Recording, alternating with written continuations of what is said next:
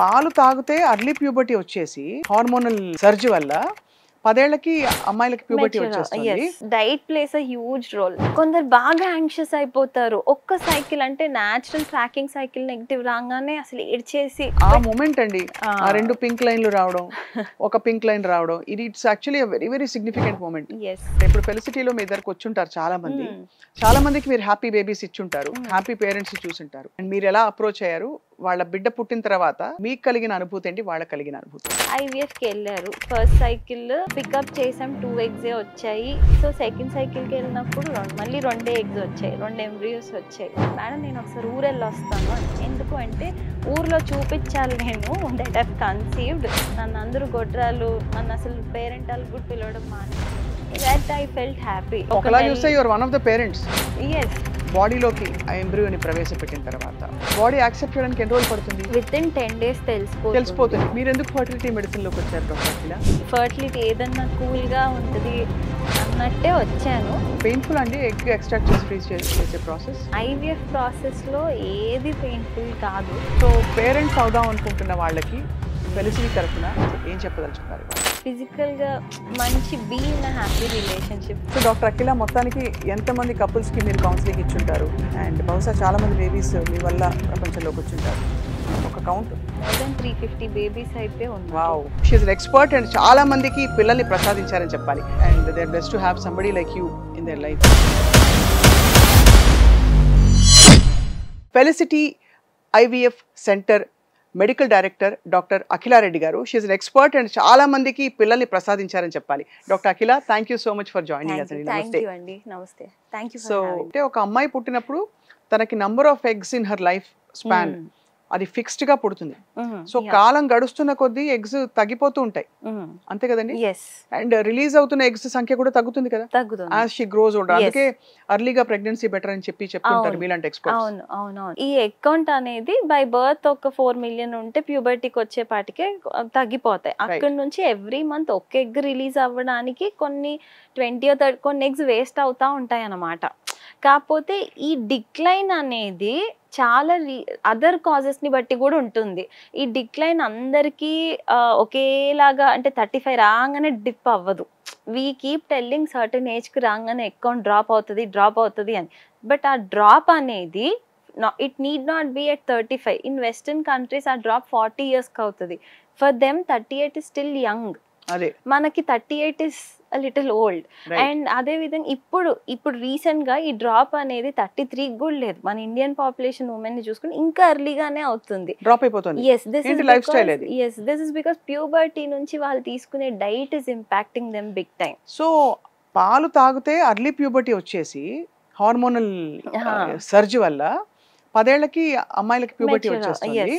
So వాళ్ళకి eggs releasing తొందరగా మొదలైపోయి exhaust కూడా తొందరగా ఎగ్జాస్ట్ అయిపోతుంది. ఇది చాలా పెద్ద అదొకటి.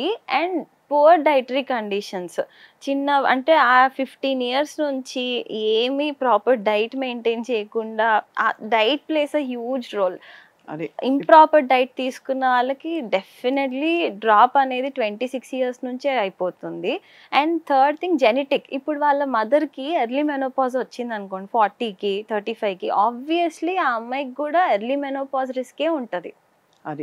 సో అది వన్ ఆఫ్ ఉంటుంది. అమ్మో బాబోయ్, మీరు అసలు ఎంత పెద్ద పని అంటే ఇక్కడ నుంచి ఇక్కడికి అసెస్ చేసి జెనెటిక్స్, వాళ్ళ లైఫ్ స్టైల్ కండిషన్స్, ఇంకా ఏమన్నా కోమార్బిడిటీస్, ఇంకా హ్యాబిట్స్, వాళ్ళ అన్ని అసెస్ చేసిన తర్వాతే మీరు సజెస్ట్ చేయగలుగుతారు నెక్స్ట్ ఏం చేయాలి.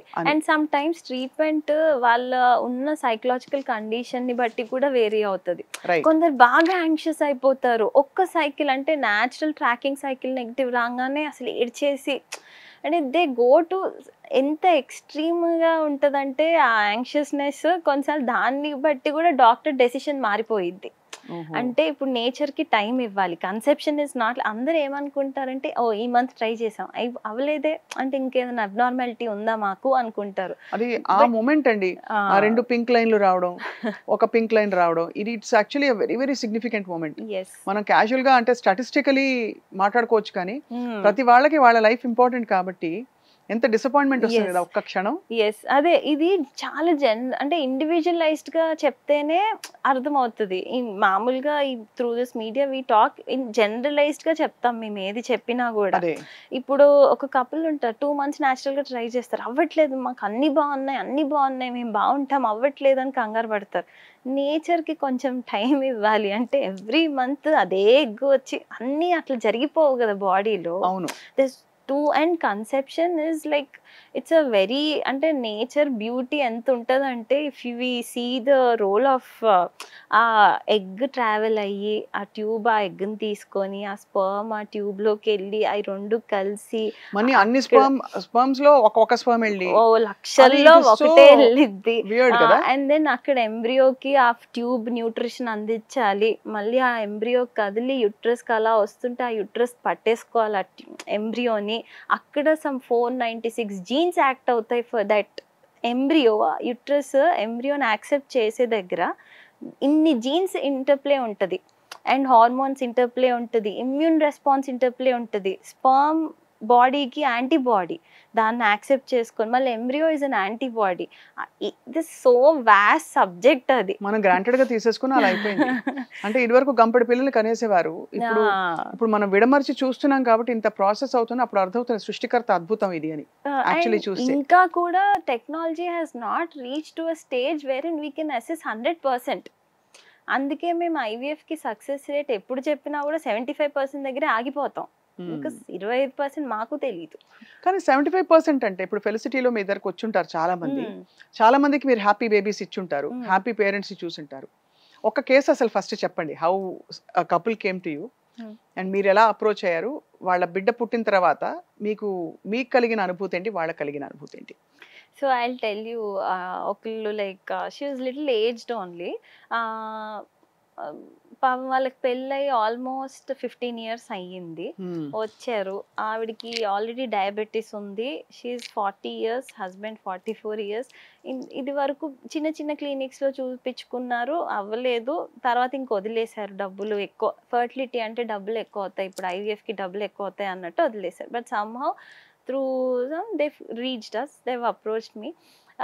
స్కాన్లో అకౌంట్ అంతంతగానే ఉండింది, బట్ నా తరపు నుంచి నేను రీఅష్యూరెన్స్ అయితే ఇవ్వాలి కాబట్టి what ever we advice them to go for IVF. Age factory ఇవన్నీ ఉన్నాయి కాబట్టి ఐవీఎఫ్కి వెళ్ళారు. ఫస్ట్ సైకిల్ పికప్ చేసాం, 2 eggs వచ్చాయి, ట్రాన్స్ఫర్ చేశాను, అది బయోకెమికల్ ప్రెగ్నెన్సీ అయిపోయింది. మళ్ళీ సెకండ్ టైమ్ కౌన్సిలింగ్ చేసి అంటే they were okay to go for second cycle also. So second సైకిల్కి వెళ్ళినప్పుడు మళ్ళీ 2 eggs వచ్చాయి, 2 embryos వచ్చాయి. We've transferred. Now she's about to deliver now. ఇప్పుడు ఆల్మోస్ట్ 38 weeks. అయితే అంటే నేను ఎందుకు ఈ కేసు గురించి చెప్తున్నానంటే వీళ్ళకి ఐసోలేట్ అయిపోయారు వీళ్ళు. అంటే ఈవెంట్స్కి పిలిస్తే వెళ్ళకుండా, ఊరికే వెళ్ళకుండా, వాళ్ళకు వాళ్ళు అందరూ ఎక్కడికన్నా వెళ్తే ఎంతమంది పిల్లలు ఇంకా కనట్లేదేంటి, చూపించుకోవట్లేదేంటి అంటే దే నో ద స్ట్రగుల్. వాళ్ళు చూపించుకుంటున్నారు, అది అవ్వట్లేదు, వాళ్ళు తిరుగుతున్నారు, తనకి వేరే ఇష్యూస్ కూడా ఉన్నాయి.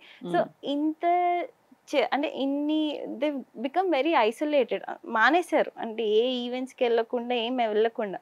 సో ఆ అమ్మాయి 28 weeks అప్పుడు వచ్చి మేడం నేను ఒకసారి ఊరెళ్ళి వస్తాను అని. ఎందుకు అంటే ఊర్లో చూపించాలి నేను దట్ హ్యావ్ కన్సీవ్డ్, నన్ను అందరూ గొడ్రాలు, నన్ను అసలు పేరెంట్ వాళ్ళకి కూడా పిలవడం మానేశారు, I have to go show that నేను కన్సీవ్ అయ్యాను అనేది నేను చూపించాలి, మీరు మా జీవితానికి అర్థం చెప్పారు.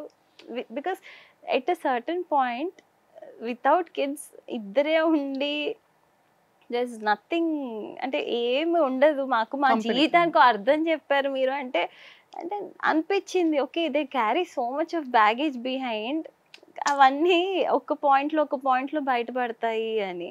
That I felt happy. What was the main thing wrong వాళ్ళలో?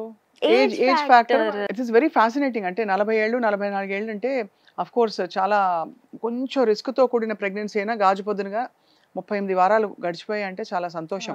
35 తర్వాత డౌన్ సిండ్రోమ్లు, ఆ 7th month టెస్ట్లు, అమ్నియాటిక్ ఫ్లూయిడ్ అవన్నీ తీసి అమ్నియోసెంటిసిస్ అని చేస్తారు కదా, ఇవన్నీ దాటుకుంటూ వాళ్ళు వచ్చారంటే they are blessed really, and they are blessed to have somebody like you in their life. Because a fertility doctor దగ్గరికి వెళ్తే ఏది పని చేస్తుందో చెప్పమండి, ఫస్ట్ వాళ్ళకి నమ్మకం కలగాలి.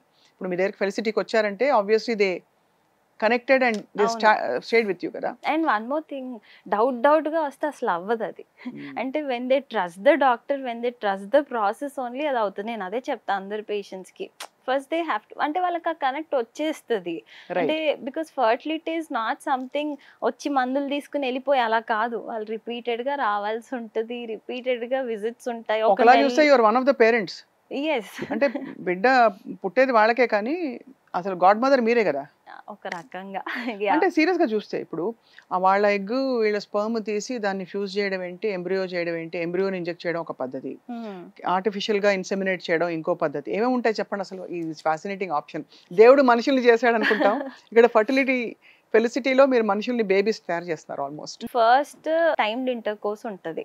నేను ఇంతకు ముందు చెప్పినట్టు 45 days కో ఎప్పుడో సైకిల్ వస్తే they don't know when to try naturally. So వాళ్ళకి ఇనీషియల్ గా అన్ని పారామీటర్స్ చూసుకొని టైమ్డ్ ఇంటర్ కోర్స్ చెప్తాం, వేరెన్ వీ ట్రాక్ ద ఫాలికల్, ఈ ట్రేట్స్ లో మీరు ట్రై చేయాలి అని. That is one treatment. Second is ovulation induction. ఇప్పుడు ఎగ్గే పెరగట్లేదు, పీసీఓ అసలు పీరియడే రావట్లేదు, వాళ్ళకి వీ గివ్ మెడికేషన్స్, ఎగ్ పెరగడానికి మెడికేషన్స్ ఇచ్చి దాన్ని ట్రాక్ చేసి we give them dates. That is second. Third treatment is వెరిన్ IUI అంటాం, ఇంట్రాయూట్రైన్ ఇన్సెమినేషన్. ఇప్పుడు న్యాచురల్ గా ట్రై చేయడానికి ఇబ్బంది ఉండో, లేకపోతే స్పర్మ్ కౌంట్ తక్కువ ఉండి, మొటిలిటీ తక్కువ ఉండి, ఇలాంటి ఇష్యూస్ కి ఐయుఐ చెప్తాం. మేల్ ఫ్యాక్టర్ కి ఐయుఐ చాలా బాగా పనిచేస్తుంది. సో ఐయుఐలో బేసిక్ న్యాచురల్ సైకిల్ ఐయుఐ చేస్తాం, లేదు ఓవ్యులేషన్ ఇండక్షన్ ఇచ్చి ఐయుఐ చేసుకుంటాం. న్యాచురల్ సైకిల్ అంటే ఏం మెడిసిన్స్ పెట్టము, జస్ట్ డైరెక్ట్ ఓవ్యులేషన్ టైంలో పిలుస్తాం, ట్రాక్ చేసుకుంటే ఎగ్, ఆ టైంలో we take the husband sperm sample, prepare it, injected. It's 15-minute procedure. దీని తర్వాత బెడ్ రెస్ట్ ఏమీ ఉండదు. They can lead a normal routine life pre and post IUI. Right. The next treatment is artificial insemination donor అంటాం. అంటే ఇప్పుడు male కి count లేదు, azoospermia అంటాం, అలాంటప్పుడు డోనర్ స్పర్మ్ తీసుకొని ఐయుఐ. పేరెంట్స్ ఓపెన్ గా ఉంటారా? ఎస్ ఎస్, ఇప్పుడు చాలా వరకు ఇప్పుడు ఓపెన్ గా. అదే అంటే కపుల్ మూడో వ్యక్తికి చెప్తే తప్పించి తెలీదు, అండ్ పాపం వాళ్ళకి ఇంకో ఆప్షన్ లేనప్పుడు it's not bad to go for this. పాపం ఆవిడ ఏజ్ అయిపోయి ఇండైరెక్ట్ గా తనని టార్చర్ పెట్టేదాన్ని. అంటే ఇది ఒక పెద్ద సోషల్ అండ్ మార్లిస్టిక్ ఫ్యాక్టర్ మన దేశంలో అని అడిగాను. అంటే please don't think otherwise. No no no no, because చాలా మంది ఓపెన్ గా ఉంటారు కదా. అవును కరెక్టే, చాలా మంది ఓపెన్ గా ఉండరు. ఫస్ట్ మేల్సే ఒప్పుకోరు డోనర్ స్పర్మ్ ఏంటి. చెప్పాను కదా, మేల్ ఫ్యాక్టర్ ఉంటే to convince them it will take a lot of time. అంటే అందరూ అంత ప్రోయాక్టివ్ గా ఓకే నాకు లేదు కదా. దానిలో జెనెటిక్స్ ఏమైనా చూస్తారండి? జెనెటిక్స్ మ్యాచ్ చేసే ప్రయత్నం చేస్తారా when you take a donor sperm? చాలా రాండమ్ గా ఉంటుంది. బ్యాంక్ నుంచి వస్తాయి మనకి రాండమ్. అంటే we will know their height, colour, eye colour. Because అంటే ఇప్పుడు డ్రాస్టికలీ డిఫరెంట్ జెనెటిక్స్ ఉన్నాయి అనుకోండి, ఇట్స్ ఆల్మోస్ట్ సోషల్ ఆక్వర్డ్నెస్ కదా ఓపెన్ గా మాట్లాడుకుంటే. జెనెటిక్స్ తెలుసుకోవడం కష్టం. ఇప్పుడు నేను how I put this is many అడుగుతారు, మరి వాళ్ళకి ఏమన్నా ఉంటే మాకు వస్తే ఏంటి అని. ఇప్పుడు జెనెటిక్స్ ఇస్ సంథింగ్, ఇప్పుడు మనమే ఉన్నాం, we don't carry genetics of our parents, we carry genetics of previous generations also which we don't know. ఆ రిస్క్ అనేది ఎనీ ప్రెగ్నెన్సీకి ఉంటది కదా. ఇప్పుడు మీరు మీ సర్కిల్లో వినే ఉంటారు, ఎక్కడో జెనెటిక్ ఇష్యూ వల్ల అబార్ట్ చేయించుకోవాల్సి వచ్చింది, అసలు ఎవరికి లేదు వీళ్ళకి ఎలా వచ్చిందో అని వాళ్ళు ఆశ్చర్యపోతూ ఉంటారు. So genetics is something which can happen to anyone. So you don't need to do that screening basically. అసలు చేయరు. డోనర్ స్పర్మ్ శాంపిల్స్ కి we don't do genetic testing. Yeah. Basic viral screenings, వాళ్ళ బ్లడ్ టెస్ట్లు ఈ చేసుకుంటాం because we shouldn't more chronic illnesses కి దానికి అలాంటివి అలాంటి అన్ని చేసి స్క్రీన్ అయ్యే వస్తాయి. So third option is ఇది మీరు artificial. Yeah. And the next is ఇవేమీ అవ్వట్లేదు or they have a direct indication to go for IVF అంటే that is where the IVF comes. In vitro fertilization. ఇది మ్యాజికల్ థింగ్. అంటే test tube బేబీని ఇదివరకు సైంటిస్టులు కోట్లు వేసుకుని చూపించేవారు, ఇప్పుడు చాలా మామూలు అయిపోయింది. మీకైతే నార్మల్ థింగ్ కదా ఇది. Yes. So how does it feel and when you see an embryo that is fused? And I respect. నాకు ఎట్లా అంటే ఎగ్ కానీ sperm embryo is something live, it's like something live. I hold huge respect. కొందరు casual గా discard చేసేసేయండి, పడేసేయండి, మాకు వద్దు అన్నప్పుడు బాధ వేస్తుంది పాపం. అవి కూడా జీవరాశి కదండి. So I hold huge respect for those embryos. అంటే నేను అలా చూస్తాను వాటిని. సో ఈ ఐవీఎఫ్ ప్రాసెస్ ఏంటి, చాలా మందికి ఇంత అవేర్నెస్ వచ్చి through media, through news papers, through everywhere ఇన్ని వచ్చినా కూడా వాళ్ళకు ఒక 100 క్వశ్చన్స్ ఉంటాయి ఐవీఎఫ్ అనగానే. ఫస్ట్ థింగ్, నాకు రిస్క్ ఉంటుందా, అన్ని హార్మోన్స్ తీసుకుంటే బాడీలో ఏమైనా ఎఫెక్ట్ అవుతుందా, తర్వాత నాకు న్యాచురల్ ప్రెగ్నెన్సీ వస్తుందా ఒక ఐవీఎఫ్ కన్సెప్షన్ తర్వాత, అసలు ఐవీఎఫ్ సక్సెస్ అవుతుందా, ఫస్ట్ టైమే అవ్వాలి కదా, ఫస్ట్ టైం అవ్వకపోతే తర్వాత అసలు అవుతుందా, ఫస్ట్ టైం ఎందుకు అవ్వదు, ఈ టూ మెనీ క్వశ్చన్స్. అండ్ ఫైనాన్షియల్గా అంత ఎందుకు అవుతుంది, అండ్ ఒకవేళ ఐవీఎఫ్ ఫెయిల్ అవుతే ఇంకా ఆప్షన్స్ ఉంటాయి. Too many questions. ఎంత తెలిసినప్పటికీ దే వాంట్ టు అగైన్ వాళ్ళ కేస్కి మళ్ళీ వేరే సక్సెస్ రేట్ ఉంటుంది. ఇప్పుడు నేను జనరలైజ్డ్గా 75% అని చెప్పాను, కానీ per cycle IVF success rate is only 35 to 40%. Cumulative 75%. So that we tell. ఇప్పుడు సక్సెస్ రేట్ అనేది ఇండివిజువలైజ్డ్ ఉంటుంది, ఏజ్ని బట్టి, వాళ్ళకున్న అదర్ పారామీటర్స్ని బట్టి వీ అగైన్ ఇండివిజువలైజ్. ఇదిగో నీకు ఇంత సక్సెస్ రేట్ వస్తుంది చేసుకుంటే, we tell them, because they have to be prepared కదా. నేను వాళ్ళకి ఓవర్ బూస్ట్ కూడా చేయలేను, నీకు 75 అయిపోతుంది అని. అది అవ్వకపోతే చాలా దే అగైన్ వెళ్ళిపోతారు. అంటే మళ్ళీ వాళ్ళని మోటివేట్ చేసి రప్పించడానికి ఇట్లా రారు కూడా కొన్నిసార్లు. అవును, అంటే న్యాచురలీ మనం మాట్లాడడం ఈజీ కానీ వాళ్ళకి వాట్ దే అండర్గో. బట్ మీరు అష్యూరెన్స్ ఇస్తే ఆబ్వియస్లీ వాళ్ళు అక్కడ కనెక్ట్ అయిపోతారు. కానీ ఫస్ట్ టైమే ఐవీఎఫ్ బాడీలోకి ఎంబ్రియోని ప్రవేశపెట్టిన తర్వాత దాన్ని ఏమంటారు, దాని మెడికల్ టర్మినాలజీ ఒకటి ఉంది, ఎంబ్రియో ట్రాన్స్ఫర్.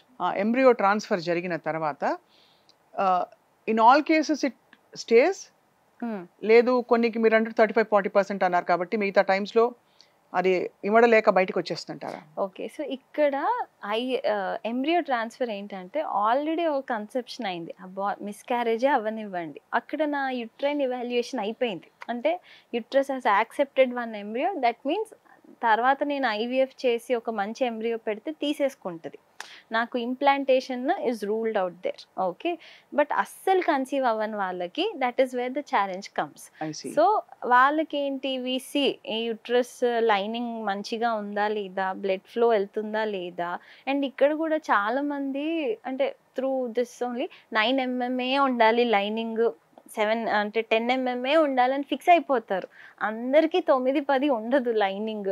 కొన్నిసార్లు I have had so many cases where 6.87 mm కూడా పాజిటివ్ వచ్చిన వాళ్ళు ఉన్నారు, లైవ్ బర్త్స్ అయిన వాళ్ళు కూడా ఉన్నారు. It all depends on blood flow. ఇప్పుడు నేను ఏదో ఒక జీవం పెడుతున్నాను, దానికి ఆక్సిజన్ కావాలి, బ్లడ్ ఫ్లో కావాలి, అది అందితే చాలు, థిక్నెస్తో సంబంధం లేదు. సో ఫస్ట్ సక్సెస్ రేట్ అనేది ఎంబ్రియో ట్రాన్స్ఫర్ చేసిన తర్వాత it will depend on many other things also. Age of the women, egg quality ఎలా ఉంది, స్పర్మ్ ఎట్లా ఉండింది, ఎంబ్రియో ఏ గ్రేడ్లో ఉంది, ఏ డే ఎంబ్రియో ట్రాన్స్ఫర్ చేస్తున్నాము, లైనింగ్ ఎంత ఉంది, అంటే బ్లడ్ ఫ్లో, ఇవన్నీ ఎలా ఉన్నాయి, అండ్ చేసే టెక్నిక్, ఇవన్నిటి మీద ఆధారపడి ఉంటుంది సక్సెస్ రేట్ అనేది. సో ఎంబ్రియో మీరు ప్రవేశపెట్టిన తర్వాత బాడీ యాక్సెప్ట్ చేయడానికి ఎన్ని రోజులు పడుతుంది? 2 weeks? విత్ ఇన్ 10 days తెలిసిపోతుంది it has implanted or not అని చెప్పి. అది అఫ్ కోర్స్ చాలా పరిస్థితుల్లో 7 days లో ఇంప్లాంట్ అవుతుంది. ఎక్టోపిక్ ప్రెగ్నెన్సీస్ అవుతాయి చాలా మందికి. అప్పుడు ఏం చేస్తారు, ఎలాగ, హౌ డు, అంటే ఇట్స్ వెరీ డిఫికల్ట్ థింగ్ కదా, మీరు కష్టపడి ఇక్కడ ఫ్యూజ్ చేసి బాడీలో పెడతాము. Though see ectopic pregnancies, again ectopic pregnancy ఎందుకు వస్తుందంటే యుట్రస్ ఇస్ అ మజిల్, అది కదులుతుంది. నేను ఎంబ్రియో పెట్టే దగ్గరే పెట్టినప్పటికీ కదిలి అది ట్యూబ్ లోకి వెళ్ళి కూర్చుంటది కూడా. సో ఎక్టోపిక్స్ వచ్చినప్పుడు మెడికలీ ఎర్లీగా డిటెక్ట్ చేస్తే through medical intervention only we treat it. లేదు కొంచెం డిలేడ్గా అంటే లేట్గా తెలిస్తే there no other go, laparoscopy చేసుకుని తప్పదు. బట్ అలా జరగకుండా ఆఫ్ కోర్స్ మీరు అన్ని జాగ్రత్తలు తీసుకుంటారు, బికాజ్ ఇది కంప్లీట్లీ హ్యూమన్ ఇంటర్వెన్షన్ తో జరుగుతుంది. అసలు మనం చేయలేము, that is beyond our control to prevent ectopic pregnancies in IVF. ఎందుకంటే muscle, uterus is nothing but muscle. నేను పెడతాను, మజిల్ ఇట్ మూవ్ అవుతూ అక్కడ ఫెలోపియన్ ట్యూబ్స్ లో వెళ్ళి ప్లాంట్ అయిపోతే ఏం చేయలేము. But it is so fascinating, goose bumps వస్తున్నాయి నాకు మీరు చెప్తుంటే. అండ్ ఇక్కడ most of the times it's only the infertility specialist who are seen, but the heroes are embryologist also. వాళ్ళు అసలు క్రీమ్ అన్నమాట. Embryologist is very important in any IVF clinic. They do the wonders there. Lab లో కూర్చొని ఒక్కొక్క sperm వెతికి వెతికి వెతికి అది అంటే మంచి స్పర్మ్ వెతకపోతే నాకు మంచి ఎంబ్రియో రాదు. అసలు వాళ్ళు ఎలా అంటే మైక్రోస్కోప్ లో చూసి దే సెపరేట్ అవుట్ అండి. యా, మైక్రోస్కోప్ లో దే స్క్రీన్ అన్నమాట. హెడ్ టెయిల్ ఏది బాగా కదులుతుంది దాన్ని పిక్ చేసుకుని ఎగ్ లోపలికి ఇంజెక్ట్ చేస్తారు. So embryologist plays a huge role. చాలా తక్కువ ఎక్నాలెడ్జ్మెంట్ వస్తుంది వాళ్ళకి. బట్ నేనైతే నా embryologist it's a team work. Fertility ఒక మహిళ కన్సీవ్ అవ్వాలంటే రైట్ ఫ్రమ్ రిసెప్షనిస్ట్ దగ్గర నుంచి అందరూ ప్రాపర్గా ఉండాలి. అంటే వాళ్ళకి ఆ పాజిటివ్ ఎన్విరాన్మెంట్ క్రియేట్ చెయ్యాలి. అప్పుడే దే ఫీల్ హోమ్లీ. వాళ్ళ కన్సర్న్స్ ఇంకేమన్నా ఉన్నా చెప్తారు. It's right from the step in. అక్కడి నుంచే వాళ్ళకి ఆ పాజిటివ్ ఎన్విరాన్మెంట్ అనేది క్రియేట్ చేయాలి. So every one plays a huge role in this. Sister injection సరిగ్గా ఇవ్వకపోయినా నాకు సరిగ్గా ఈక్వాలిటీ రాదు. ఫార్మసిస్ట్ ఇంజెక్షన్ సరిగ్గా స్టోర్ చేయకపోయినా నాకు రాదు. అంటే there too many things to look at in this IVF. It's not only the doctor who takes care. అందరూ అంతే ఈక్వల్ గా పని చేయాలి. మీరు ఎందుకు ఫర్టిలిటీ మెడిసిన్ లోకి వచ్చారు డాక్టర్ అఖిల? సో బేసిక్లీ ఆఫ్టర్ ఆబ్స్ అయిన తర్వాత obstetrician I worked in Osmania for 1 year. ఆ తర్వాత somehow I wanted to fertility ఏదన్నా కూల్గా ఉంటుంది అన్నట్టే వచ్చాను. బట్ నేను ట్రైన్ అయిన సెంటర్ ఇస్ ఇన్ కేరళ. అక్కడ ఏంటంటే డోనర్ అనేది ఆప్షనే లేదు. They do in a month 200 cycles చేస్తారు, IVF cycles. It's a huge setup. అక్కడ డోనర్ మాటే ఉండదు. అంటే థర్డ్ పార్టీ రిప్రొడక్షన్ అనేది లేదు. ఆవిడికి ఒక ఎగ్ ఉంటే ఆ ఒక ఎగ్తోనే ఆవిడ్ని ప్రెగ్నెన్సీ వచ్చేలాగా చేయాలి. అక్కడికి వెళ్ళిన తర్వాత నాకు ఇంకా రెస్పెక్ట్ పెరిగింది ఈ ఫీల్డ్లో చెప్పాలంటే. అంతకుముందు it was like okay fertility చేద్దాం, ఇన్ఫర్టిలిటీ చేద్దాం అన్నట్టే ఉండే. But after I went there I grown respect to this subject. ఇప్పుడు నాకు పేషెంట్కి నెగిటివ్ వస్తే ఎంత బాధ వేస్తుందో as a doctor even I feel bad. Correct. So అంత ఎమోషనల్గా కూడా అటాచ్ అవుతాను కొన్నిసార్లు. సో ఇట్స్ అక్కడ ట్రైన్ అయ్యి వచ్చిన తర్వాత that made a huge difference in the way I look at patients, the way I treat them. So ఇంకొక చాలా ఫ్యాసినేటింగ్ కాన్సెప్ట్ ఇక్కడ. ఎలా అయితే sperm donors they can freeze their sperm, ఎగ్స్ని కూడా తీసి ఫ్రీజ్ చేసుకోవచ్చు. అది ఎవరైనా స్వచ్ఛందంగా దే కెన్ మీ దగ్గర ఫెలిసిటీ దగ్గరకు వచ్చి చేయొచ్చా? నేను తర్వాత ప్లాన్ చేసుకుంటున్నాను ప్రెగ్నెన్సీ కానీ నా ఎగ్స్ అయిపోతాయి కాబట్టి అని. అంటే కొంచెం వినడానికి కొంచెం రెవల్యూషనరీగానే ఉంది, బట్ ఇట్స్ హ్యాపెనింగ్ కదా. ఎస్, ఏంటంటే 2012లో egg freezing was considered as an experimental procedure అనమాట. ఈ యూసైడ్ క్రయో ప్రిజర్వేషన్ అంటాం ఎగ్ ఫ్రీజింగ్ని. ఇది ఎక్స్పెరిమెంటల్గా రీసెర్చ్లో వాళ్ళు they termed it as experimental because it's not proven. ఇప్పుడు సోషల్ ఎగ్ ఫ్రీజింగ్ అంటున్నాం. Now they've removed experimental, they've like it's proven egg freezing చేసుకోవచ్చు. కాకపోతే దీంట్లో కూడా ప్రోస్ అండ్ కాన్స్ ఉన్నాయి. ఇది వరకు egg freezing was an option to women only who had cancer ఉండో, లేకపోతే వాళ్ళకి surgery, abdominal surgery wherein they have to remove the ovaries, అలాంటి సర్జరీస్ చేసుకోవాల్సిన అవసరం పడితేనే ఎగ్ ఫ్రీజింగ్ అనేది ఒక ఆప్షన్ గా చెప్పేవాళ్ళు. ఎస్, ఇంతకు ముందు. Now yes, women who want to postpone their marriage or women who want to postpone child bearing, ఇలాంటి వాళ్ళు కూడా we're giving them an option of egg freezing now. And అంత ఎక్కువగా వస్తున్నారని చెప్పను కానీ అట్లీస్ట్ దే నో ఓకే ఇది ఒక ఆప్షన్ ఉంది నాకు అనేది అయితే అందరికీ అవగాహన అయితే ఉంది. కానీ పెయిన్ఫుల్ అండి ఎగ్ ఎక్స్ట్రాక్ట్ చేసి ఫ్రీజ్ చేసే ప్రాసెస్? నో, ఐవీఎఫ్ ప్రాసెస్లో ఏది పెయిన్ఫుల్ కాదు. అంటే చాలా మంది ఇంజెక్షన్స్ తీసుకొని చాలా పెయిన్ వస్తుంది అది ఇది అంటారు. But it depends. ఈ పెయిన్ అనేది పోస్ట్ ట్రీట్మెంట్ తర్వాత ఇప్పుడు నా క్లినిక్లో I don't give injections, it's only tablets I put them on. అసలు వాళ్ళకి ఇంజెక్షన్స్ ఎక్కడో 10 మందిలో ఒక్కరికి పెడతాను నేను. So it is different. Every practitioner has got their own way of treating patients. So ఈ ఒక్కొక్కరి జర్నీ ఒక్కొక్కలాగా ఉంటుంది ఐవీఎఫ్లో. అండ్ ఎగ్ ఫ్రీజింగ్కి వచ్చేసరికి ఏంటి అంటే ఇప్పుడు మామూలుగా అసలు ఫస్ట్ ఎగ్ ఫ్రీజింగ్ ఇప్పుడు ఎవరు ఆప్ట్ చేసుకోవచ్చో చెప్తాను. ఏ ఏజ్ గ్రూప్ వాళ్ళు egg freezing after certain age చేసిన ఒకటే చేయకపోయినా ఒకటే అంటాను నేను. అంటే ఆఫ్టర్ దే 37 ఆర్ 38 అప్పుడు ఫ్రీజ్ చేసుకుని ఆ ఎగ్ ఒక ఎంబ్రియో అవుతుందా గ్యారంటీ లేదు. So we discuss, but in the end it's the patient choice. వాళ్ళకి కొంతమందికి అనిపిస్తుంది ఏమో అయ్యే ఛాన్స్ ఉంటుందేమో, ఇదైనా లేకపోతే నాకు తర్వాత రిగ్రెట్ ఉండకూడదు కదా అని అనుకుంటారు. So we leave it to the patient. But as a physician every one has to counsel or educate the women who come for egg freezing the pros and cons. Egg freezing చేయగానే పక్క అందులో నుంచి ఒక embryo వస్తుంది, అదే ఎగ్తో నేను pregnancy వస్తుంది అనుకోవడం is not correct. Because it is not 100%. నేను అసలు అష్యూరెన్సే ఇవ్వను 100%. ఎగ్ ఫ్రీజింగ్ చేసుకుంటే అదే ఎగ్తో నువ్వు కన్సీవ్ అవుతావు అని చెప్పను. నాకే తెలియదు ఆ ఎగ్ ఎలా ఒక ఎంబ్రియో అవుతుందా లేదా అని. And at the same time if they going a head when they decided okay నేను వెళ్ళాలనుకుంటున్నాను అనుకుంటున్నప్పుడు ఎగ్ ఫ్రీజింగ్లో ఏంటి అంటే సేమ్ ఐవీఎఫ్ లాగే ఉంటుంది ప్రాసెస్. కాకపోతే we give them hormonal injections. ఇప్పుడు బాడీలో ఏంటి ఒక ఎగ్ పెరగడానికి హార్మోన్ లెవెల్ పెరుగుతుంది అనమాట. సో నాకు ఒకటి కాదు ఆ మంత్లో నేను చూసే ఎగ్స్ అన్ని పెరగాలి. సపోజ్ నేను 10 చూస్తాను సెకండ్ డే ఆఫ్ పీరియడ్, నాకు ఆ 10 పెరగాలంటే నేను హార్మోన్ లెవెల్ని పెంచాలి, అంటే ఇంజెక్షన్స్ ఇవ్వాలి. సో ఆ ఇంజెక్షన్స్ అనేవి 10 days ఇస్తాం, on an average 10 days. It can go up to 12-13 days also.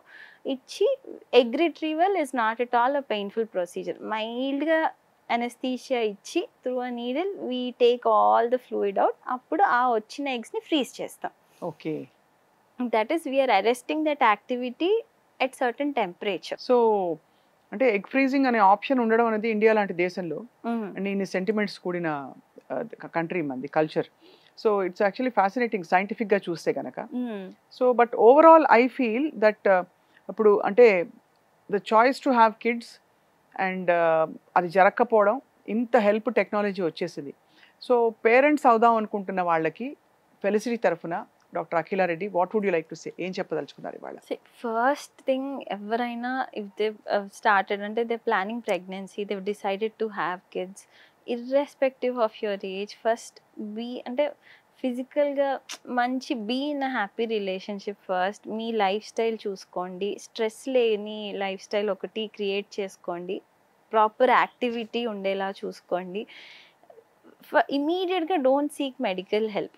అంటే until and unless you know ఏదైనా అబ్నార్మాలిటీ ఉంది అంటే అది వేరే విషయం.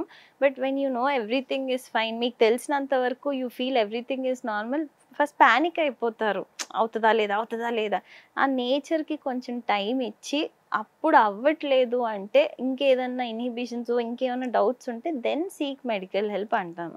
బికాజ్ వచ్చిన ప్రతి ఒక్కరికి we don't bombard them with too many investigations or tablets. కొంతమందికి జస్ట్ రీఅష్యూరెన్స్తోనే దే కన్సీవ్. సో అలా ఏమన్నా ఇన్హిబిషన్స్ ఉండి డౌట్స్ ఏమన్నా ఉంటే they have to seek medical help. But ఈ రోజుల్లో చాలా ప్యానిక్ అయిపోతారు. అంటే ఇప్పుడు మేము ఫర్టిలిటీ క్లినిక్కి వెళ్తే డబ్బులు ఎక్కువ అవుతాయి, టూ మెనీ ఇన్హిబిషన్స్. సో అలా కాకుండా ఫస్ట్ మీ చుట్టుపక్కల మీ లైఫ్ స్టైల్ ఇవన్నీ చూసుకుని if it's not happening then yes take a step forward అంటాను.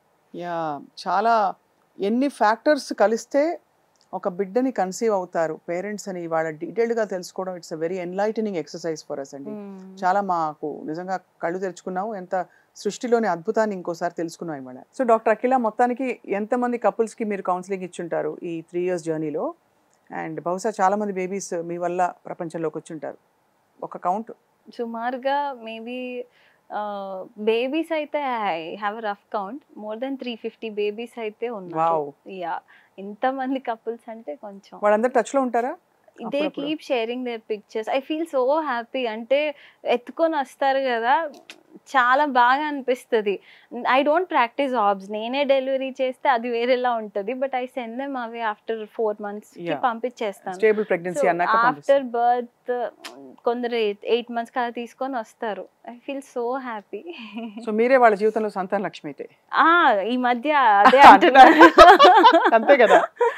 Yeah, but congratulations to you on your very successful journey అండి. అండ్ ఫర్ కాంట్రిబ్యూటింగ్ ఎంతో మంది జీవితాలకి మీరు మీ టెక్నాలజీతో మీ ఎక్స్పర్టీస్తో మీరు కాంట్రిబ్యూట్ చేస్తున్నందుకు ధన్యవాదాలు. Thank you so much. మళ్ళీ ఈసారి తప్పకుండా మీతో ఇంకా డీటెయిల్డ్గా specific processes of the fertilisation of the whatever the embryo వీటి గురించి కూడా తెలుసుకోవాలని అనుకుంటున్నాం. So will invite you again, మళ్ళీ రావాలి మీరు. థ్యాంక్ యూ సో మచ్ అండి అఖిల గారు. నమస్కారం.